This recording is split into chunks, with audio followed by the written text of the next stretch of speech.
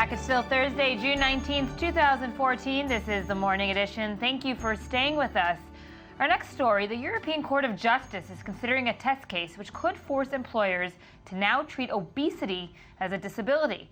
The case has been brought after a childminder in Denmark was sacked because he was too fat. The childminder in question weighs around 25 stone and claims that while, quote, bad habits had made him obese, he was still able to discharge his duties properly. Courts in Denmark referred the case to the ECJ to seek clarification on whether being overweight could be considered a disability. To hear more about it, we are joined in studio by the expert in obesity discrimination from the Faculty of Law, Tel Aviv University, Dr. Yofi Tirosh. Dr. Tirosh, thank you for joining us. Good morning, Anne. So this, of course, is groundbreaking because of the precedent it will send if the court does recognize obesity as a disability. And what kind of precedent will it send?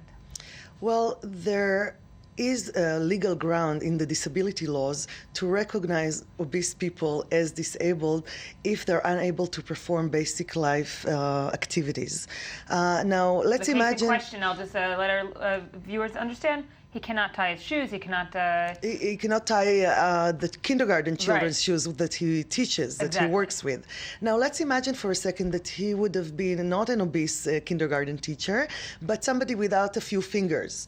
The law would definitely compel the employer to provide reasonable accommodations. So that means, for example, asking the parents not to send their kids with laces to the kindergarten, but with sandals or shoes without laces. Right, exactly, which is very fashionable. Or let's say divide the duties between the teachers so that this teacher would not need to tie the shoelaces. Now, the problem with his argument is that we wrongly suppose that he is to blame in his obesity. So people without fingers are not to be blamed for that. Now, this is, of course, as you know, I cite prominent mainstream scientists that today know that to make people lose weight and to prevent obesity is much more complicated than to tell people reduce your caloric consumption and start going to the gym. It's about genetics. It's about metabolic activities. It's about an immoral food industry that pushes corn syrup into every product, uses trans fat, etc., etc. So this guy, in what you said, the plaintiff is in this ambivalent place that our whole culture is, because he says, on the one hand, I deserve accommodation, I deserve to be employed, and I deserve equality. On the other hand, I know I'm to blame. This is my poor eating habits. Now, when you look at the countries that are in a worse place than Denmark in terms of obesity, for example, England, for example, Australia, for example, the US, of course, you see that it's simply impossible to conclude that the millions that are obese because all of them are lazy, lacking self-control, etc., etc. Meaning, let's take, besides taking all the factors, and we'll talk about those factors about the food industry and so forth, but now we're set with a situation where there are obese people, as you said, millions. It is considered an epidemic. Now, what do we do with what we have now? And can we, if we call it a disability, does that mean we have millions of disabled people now that weren't factored into account? These are great questions. First of all, I resist the term epidemic. Data shows that even in the States, the rates of obesity has stopped increasing. It's in decline. So we may be looking at a shift there. And it's debatable what are the sources of this shift. And then not all obese people would be disabled. The law says only if you are obese and are prevented from doing something major that is required in your workplace, for example, only then are you considered obese. Now, I know this is a complicated message, but my understanding of how we should treat the obese people is to say, first of all, you're like everybody else. Second, you're not to blame. You can do anything. You can go to the gym. You can go to the seashore. You can go on a blind date, which many of them don't do because they feel so inferior. Their bodies are inferior. But second, I also tell us, the society, that body size is a matter of privacy, of autonomy.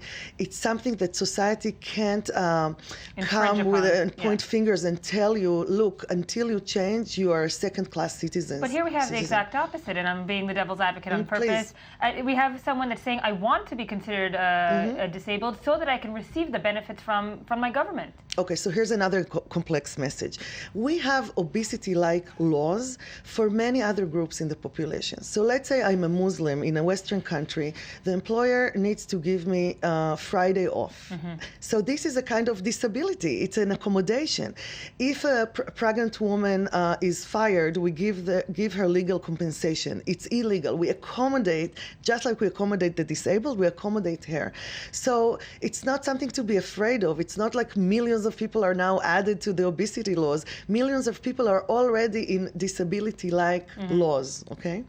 Meaning if we do give obese people disabled laws, we're just adding another group to this big group of people that are receiving exactly, because as a democratic society, our law books in the West and in other democracies are full of laws that want to aspire to provide every member of society with equal opportunity and with dignity.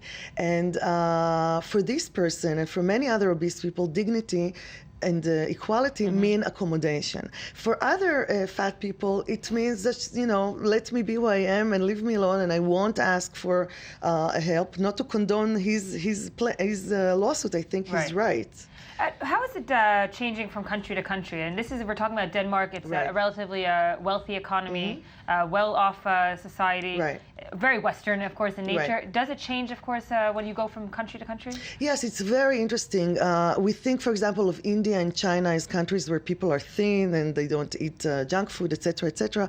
But we also see that the correlation between the entrance of McDonald's and other fast food chains to Delhi, to Bombay, to Shanghai, means that the upper classes, it's paradoxical because in America it's the poor that are obese.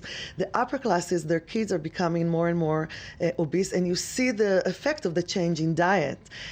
In Western countries where people buy, not from the periphery of the supermarket where there are vegetables and bread and basic ingredients, when they buy from the middle shelves, from the stuff that is industrialized, it has many, many components that we don't know.